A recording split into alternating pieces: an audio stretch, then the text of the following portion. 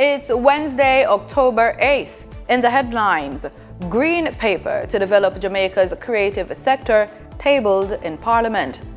Jamaica Psychiatric Association urges help and support for families, friends, and those affected by mental illness and suicidal thoughts.